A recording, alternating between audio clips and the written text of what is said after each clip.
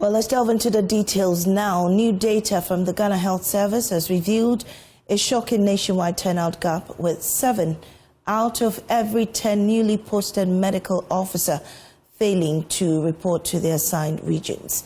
The report dated 28 November 2025 shows that out of 463 medical officers allocated across the 16 regions, only 158 have reported, representing just 34% of expected postings.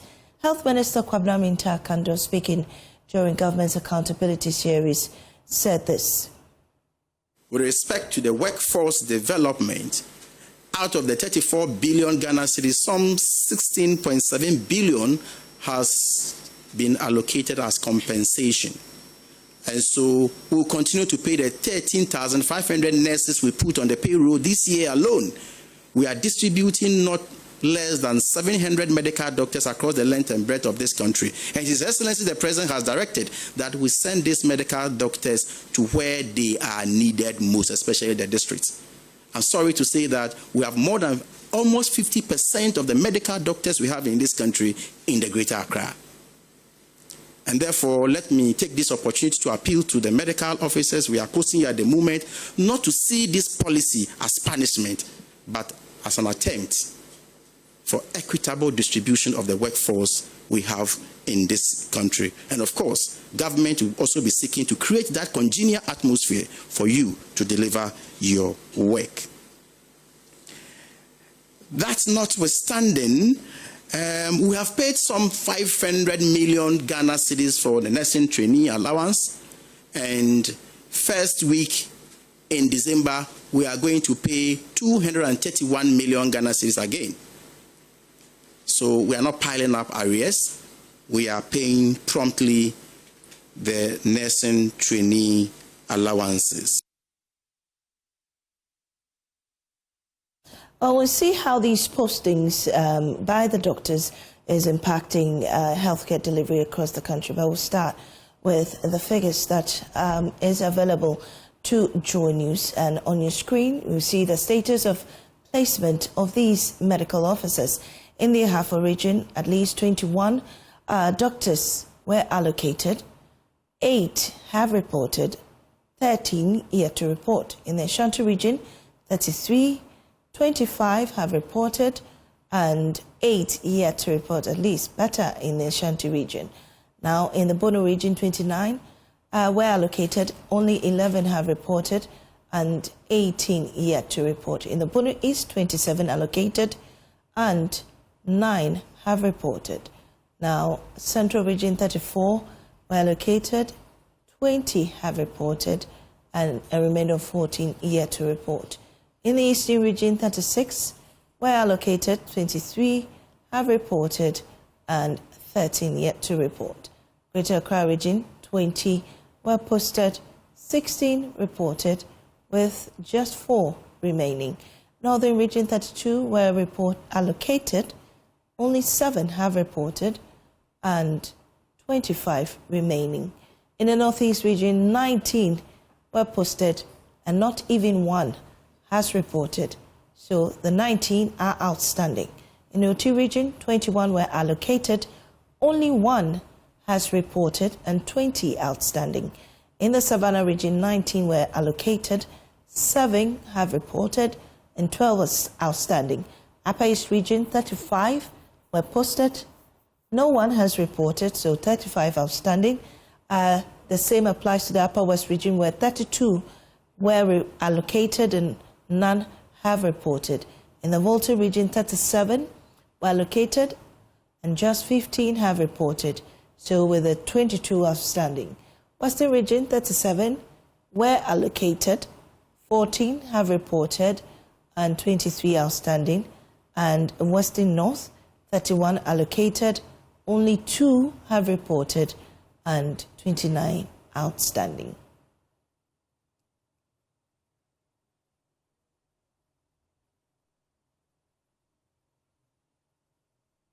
So those are the figures that's available to JoyNews, at least from the Ghana Health Service.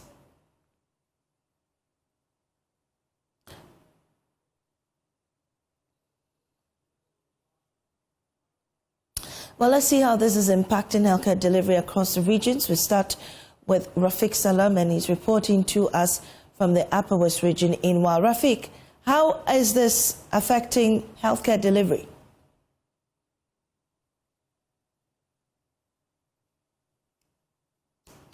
Unmute and speak to us, Rafiq.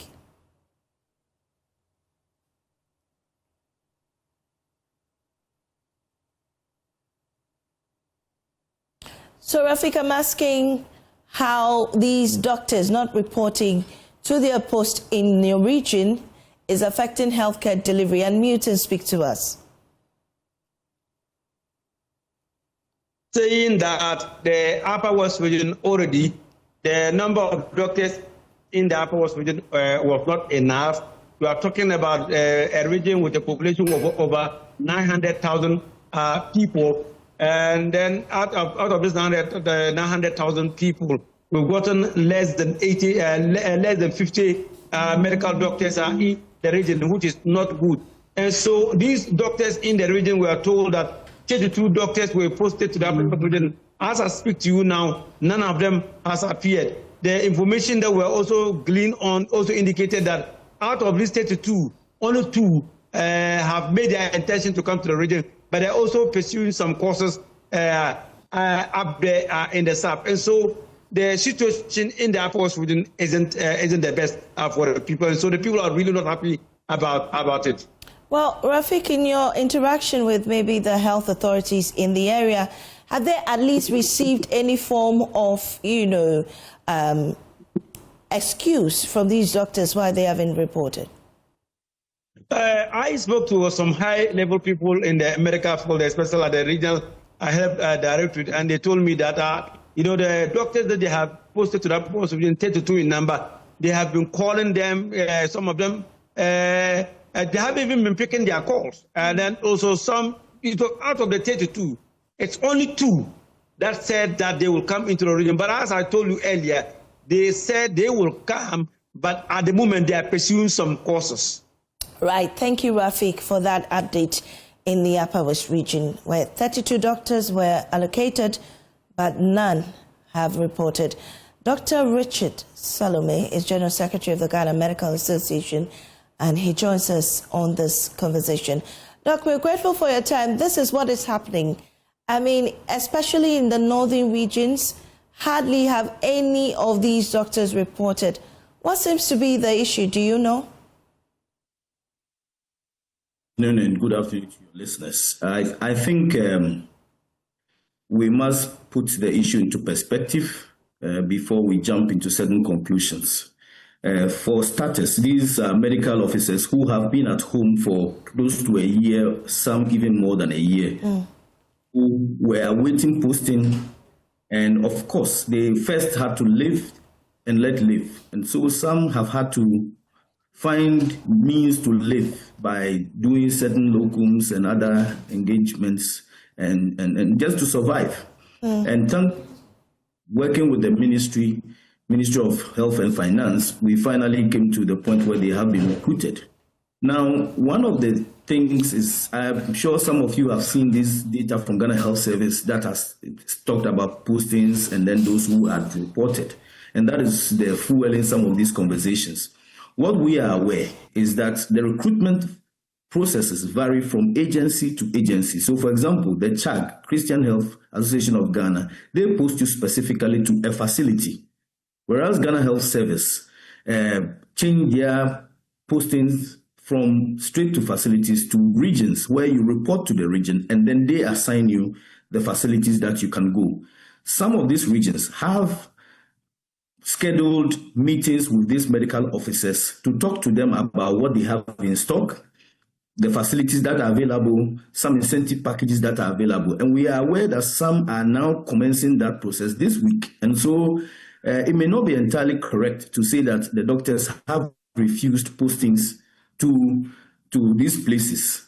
We as an association are very interested in this matter. And that is why even before government took this up, we ourselves had begun an initiative in Volta Division where OT region was having challenges. And we put measures in place to attract these doctors. And I can tell you, for example, where they had 2 slots, over 7 people applied to go. And then subsequently, 2 other slots were advertised. We had over 22 members applying. There are push and pull factors that affect these matters. For example, if you post you and send you to go and be stationed in Boku, where we know of the security situation, obviously people will be hesitant. They would need some assurances. They would need some assurances of their safety whilst they deliver care to other people. Beyond that too are the issues of amenities. We have discussed this matter for a long time. And the issue also of rural incentive package. Thankfully, we have heard the minister talk about the fact that they are working to implement the 20% basic salary bump on doctors who accept postings to deprived areas. We are yet to see it materialize, and we are hoping these things work so that we can also encourage our members and work with them to accept these postings. Beyond that is also the issue of some of the places not having the necessary equipment. And so it is important that there are engagements with these medical officers to let them know what situations are on the ground, like we did for OT region, where we even put in mentors who were there to respond to calls when some of these new doctors who go to these places relatively fresh and need sometimes support from their seniors know that when I'm in need, I can call this doctor at this location to assist me. So that is why some of the regions are engaging in this process of engaging the doctors, telling them what they have, telling them some of the incentive packages. So some have just commenced that this week. So it will be a bit difficult to say that they have refused the postings and they will not go. We stand ready to work with government to ensure that our colleagues accept postings to these areas where there are issues. We'll stand ready to work with them and resolve some of these issues. I get that. It's some pull and push factors that's keeping the doctors and not them rejecting the postings. But do we know if they're going to go anytime soon? At least the health minister has made some provisions. Are they going to wait until these provisions are made available before they go? Or at least they're going to take the step and then they can follow up on the promises made? Well, I am not aware of these provisions you are mentioning, aside the declaration of the 20% increase in their salaries paid as an allowance of their basic salary. Beyond that, we have also heard the health minister, which we find positive and good, talk about engagement with district authorities where they are supposed to make accommodation available. Some of these doctors have also called facilities where they are looking to go, and they have been told that accommodation is still being worked on. You see, so, I mean, these are some of the real challenges on the ground. And so we expect that get the accommodation ready for this person. Sometimes they move to the places only to find that there's no accommodation, or sometimes the accommodation provided is far away, sometimes from the venue. This person does not have a car and they will be called for emergencies and he has to leave at 1 a.m. to go to these places. So it's been 1 whole year and more waiting to post these doctors. We expect that by now facilities should have put some of these measures in place so that when the person is posted, it's not now that you are saying, oh, you go and stay at this small hotel, you go and stay far away and come when there are emergencies until you are posted. So there are push and pull. We want to encourage our members to go and accept postings, and we have been doing that consistently. However, let's also address the issues. We have seen good examples from the mining companies. I work in Ahafo-Hwedie, and that's where I am as I speak. The roads are bad. There are terrible roads. I have had to change my shocks from time to time, almost on a regular basis. How many good schools are here? And the other amenities. Right. It shouldn't be that we are only interested in posting the person there without also thinking about the fact that he's a human being, he's a Ghanaian who also needs to live and let his family find good schools and all that. So it's a holistic approach we must take to this matter, rather than looking about it as just go, accept the postings and go. And we will work with government to encourage our members to go. Thank you very much, Dr. Richard Salome, General Secretary for the Ghana Medical Association. Away from that, JoyNews has cited one of the petitions to President Mahama seeking to remove Kissi Agyebeng from office as Special Prosecutor. News broke earlier this week that the presidency had received 3 petitions asking President Mahama to remove Mr. Agyebeng from office. One of the petitions cited by JoyNews is from the Coalition for Integrity in Governance Ghana, which is among others citing Mr. Agyebeng for misappropriation and financial mismanagement and incompetence and lack of tangible results. Let's get more from Isaac Kofi, who joins me in the studio. What more do we know from this petition, Isaac? I mean, it's interesting that all the petitions that we have seen so far came in October, right? So even last year, 2024, there was an October 18 petition, and this time around, the Coalition for Integrity in Governance in Ghana, also 20th October 2025. In fact, the petitioner in this case stated about 6 reasons why they think that the office of the Special Prosecutor or the Special Prosecutor should be removed, seeking for about 3 reliefs. So I would want to start, let us go through all the reliefs. The first one has to do with the misappropriation and financial, mismanagement. And quote, it says that since assuming office in August 2021, the Special Prosecutor has received substantial budgetary allocations, but yet there has been no public record of audited financial report detailing the application of these funds in contravention of Article 187 of the 1992 Constitution of the Republic of Ghana. It says that given the magnitude of public resources expanded, it is imperative that a comprehensive forensic audit be conducted to establish accountability and transparency. There was also another reason given on incompetence and lack of tangible results. It says that despite enjoying strong, statutory powers and substantial funding, the Office of the Special Prosecutor has failed to achieve meaningful outcomes in the national fight against corruption. It says that there has been no major convictions, asset recoveries, or significant deterrent measures, reflecting a lack of operational focus and leadership, efficiencies.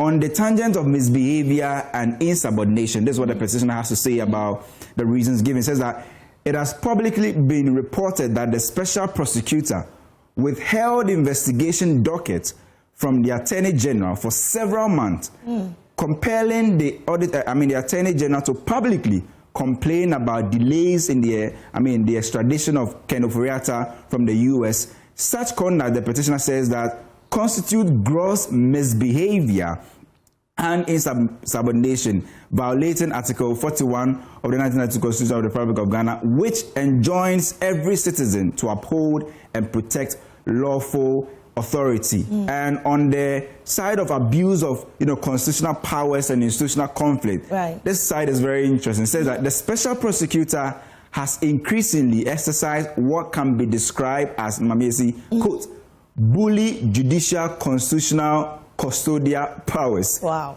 BJCCP, encroaching on constitutional functions of the auditor, the Attorney General under Article 88. It went ahead to say that this unhealthy power struggle has generated confusion within the justice system, impeding rather than advancing the Republic of Ghana's fight against anti-corruption or corruption agenda. And remember, I made mention of the misappropriation of public funds and lack of transparency. The petitioner actually went ahead to list all the budgetary allocations for the Office of the Special Prosecutor from 2021 to 2024. It says that, for instance, in 2021, a total of 64 million Ghana cedis was allocated. In total, within this period, the petitioner states some 364 million Ghana cedis allocated to the Office of the Special Prosecutor. But it says that despite this substantial allocation, there is no publicly available audited financial statement to account for these expenditures. There was another one on conflict of interest and breach of oath of office, and this side is very interesting. It says that it is also publicly known that Mr. Agyebeng, nominated for the role of Special Prosecutor, was strongly influenced by Mr. Gabi Asare-Okyere-Darko. That's according to the petition. It says that a leading member of the previous administration. This creates a perceived conflict of interest, especially as he is now expected to prosecute members of the same administration that recommended him. So, in fact, 6 reasons given, and he's seeking 3 reliefs from the president. This is directed to the president through, the chief of staff. Quite a detailed petition, but thank you so much, Kofi, for those details. Now, in Parliament, Majority Leader and Chairman of the Independent Constitutional Bodies of Parliament, Mahama Yaga, has called for full-scale investigations into institutions who top the annual corruption index. The annual index done by the Transparency International ranks institutions citizens believe to be corrupt or involved in some level of corruption-related activities nationwide. Appearing before the Independent Constitutional Bodies of Parliament to justify their budget allocation for the Commissioner of the Commission on Human Rights and Administrative Justice, Joseph Otto, first indicates that the Commission has begun investigations into the reports on the perceived corruption in state institutions. In 2022, beyond the Transparency International CPI, we conducted jointly with the Ghana Statistical Service what we call actual experience of corruption in the public service. That report is online on our website. Anyone can go for it. Where we actually looked at not only perception, but Ghanaians or citizens' experience of how they participated somehow in the issue of corruption, either by giving bribes or being demanded of bribes, and even of other things in kind, such as sextortion, among others. So that report is there. It is now left with policymakers to see how they can take that, determine what should be done. Because if you look at that very carefully, corruption is not of an institution, it is of public officers. So we can only investigate and make recommendations or decisions out of specific allegations against specific public officers who we have made findings against, but not the institution. The chairman of the committee, Mahama Yaga, believes the investigations must be escalated into possible prosecutions of individuals. It's something triggering the perception. And so if we really want to be changing institutions, when you make that finding, you should report to Shraj that there's a perception that this institution is corrupt. So can you go into their systems and find out what practices enable corruption, and then make recommendations, let's say to the Independent Constitutional Bodies Committee, that these practices of these institutions enable corruption, and therefore you recommend that A, B, C, D should change. These regulations should be enacted to make it more difficult for corruption to happen. He's my senior at the bar, and he knows about what the Indians did, episcopal jurisdiction, where even when there's no complaint, they will take up the matter. You get a situation. So even though our constitution says that to investigate complaints, every clause to activate the mandate is always triggered by, complaints. So can we advance our constitutional architecture by rethinking the concept of complaining? I get the situation so that when you make all these findings in your annual surveys, it should trigger a complaint to Shraj. Shraj should go into the practice of those institutions that the citizens say are corrupt.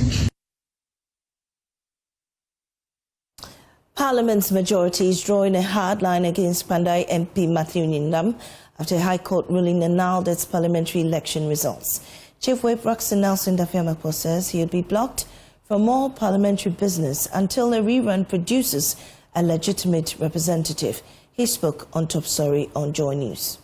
I have gone to court to get parliament injuncted. It didn't happen. The court to deal with me. You will still ensure that Matthew Nyindam does not participate in the activities? I will not merely ensure, I will insist. This is a substantive order of the High Court. Substantive decision of a case heard on this matter. This is just opposed that with the Judge Question's case. Question's case was an entire not order of the court upon the final determination of the case on its merit.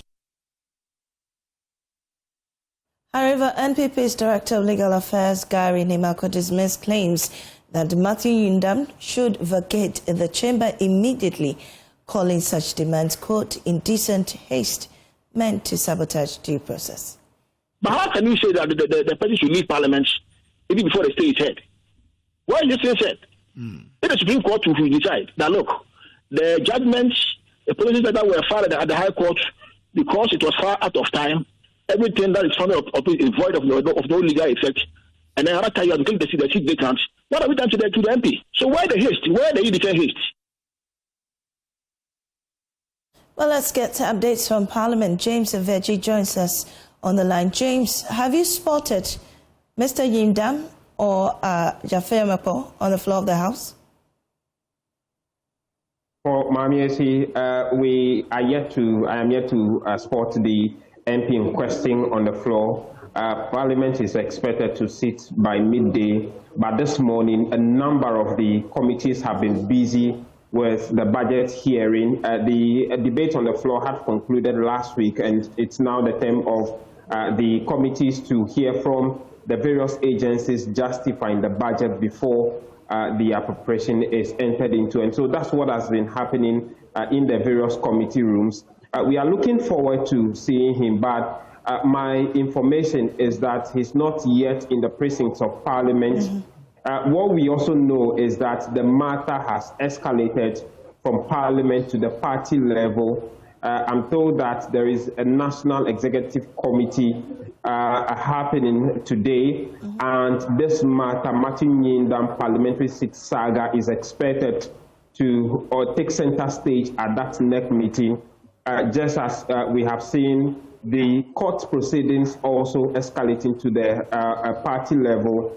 We know that the Director of Legals for the party, Gary Nimako, has taken over the case, and he led the filing of a review mm-hmm. into the High Court's ruling yesterday. He filed a review at the Supreme Court, and so there's going to be a team of lawyers which will be led by the party's Director of Legals. And so the same level, the matter in Parliament has escalated to the party level. And so we are looking forward to what will come out of that next meeting and discussions, as we also look forward to the proceedings beginning.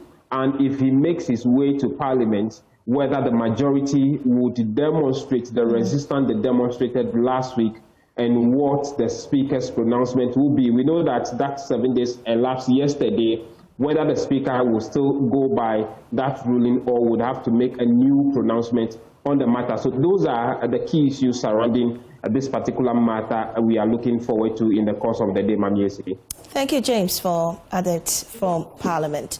Now, Accra High Court has directed parties in the ongoing case involving Patricia Siedwa, also known as Nana Agrada, and her co-accused to submit the full details of a proposed plea bargain before the next adjourned date. The court instructed that the terms of the agreement be filed no later than 3 clear days before the next sitting on December 16. At Tuesday's hearing, prosecutors signaled that the intention to request a bench warrant for the second accused, citing his absence. Defense lawyers, however, clarified that they had not received a hearing notice, prompting the court to order proper service before the next appearance. Fatal Bayaga is in court and joins us with updates. Fatal, what more can you report on what happened in court? Mami, so lawyers for Nana Agrada told the court that negotiations with the Office of the Attorney General regarding a plea bargain are progressing positively, noting that both sides have made considerable headway. Now, Mami, the prosecution also confirmed that the complainant, Emmanuel Appiah, has been involved in the plea discussions and was physically present in court today. Now, the trial judge then instructed the registry to ensure the second accused's counsel is duly served with a hearing notice before the next sitting. And what was Agrada's, demeanor at the hearing? Nana Agrada appeared calm and composed throughout the proceedings. However, her physical appearance showed a shocking transformation. She appeared darker in complexion and leaner than before. And, this is a change that was a bit striking. Right. And for those of our viewers who do not have a background to the case, briefly tell us what it is. So, Mami, the case stems from accusations that Nana Agrada, once a fetish priestess and now an evangelist, broadcast image or intimate images of Pastor Emmanuel Appiah, popularly known as Osafo Appiah, on her television station across social media without his consent.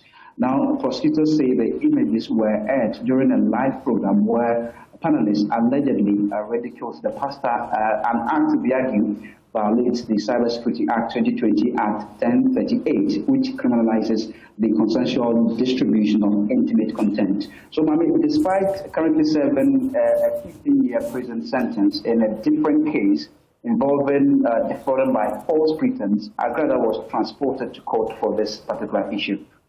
Thank you very much for that.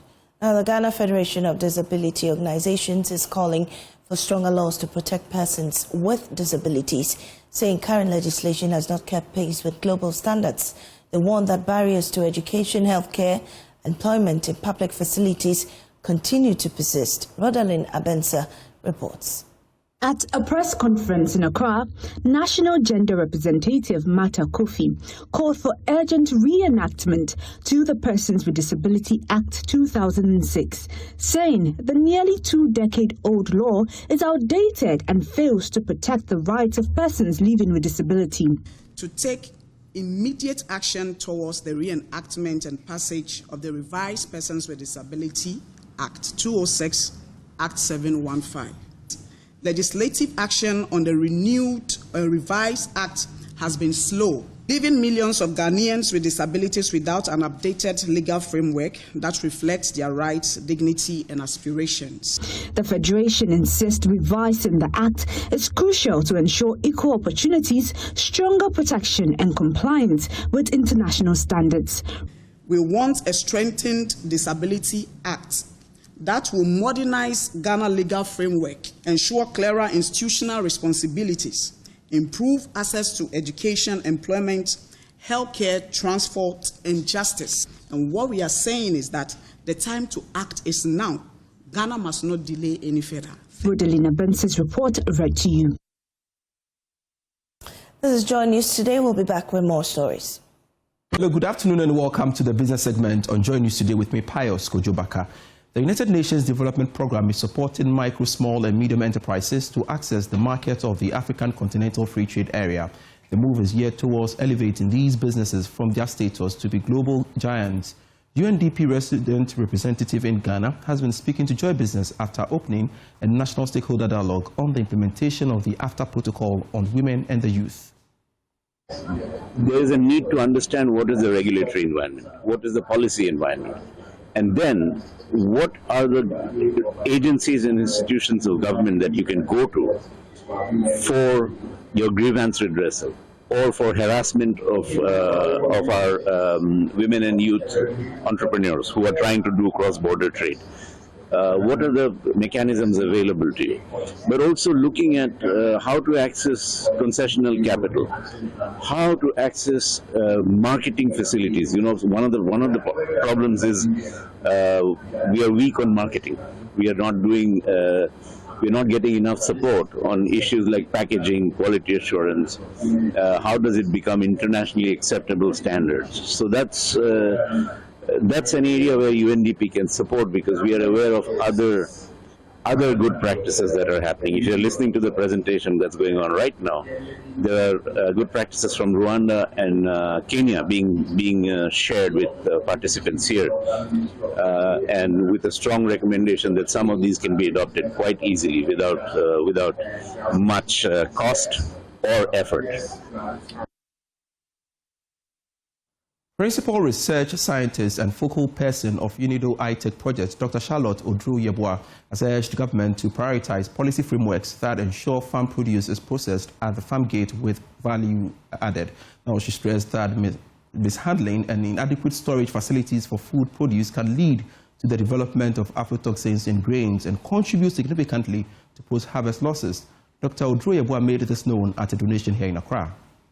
We are blessed in Ghana to have all our crops coming in, but the issue of handling affects the post-harvest losses.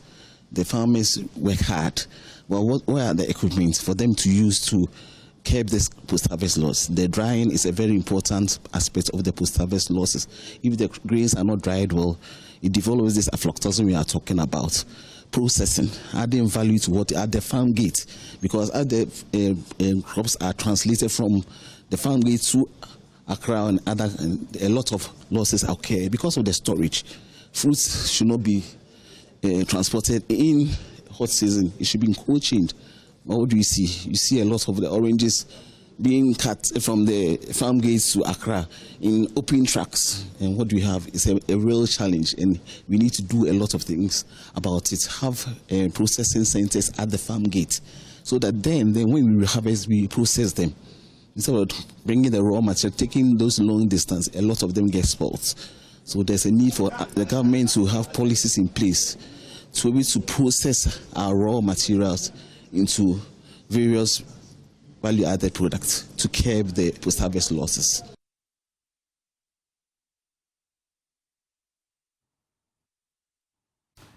That's it for Business for Now. I am Pius Kojo Baka. Dara will be at 1 p.m. with the marketplace.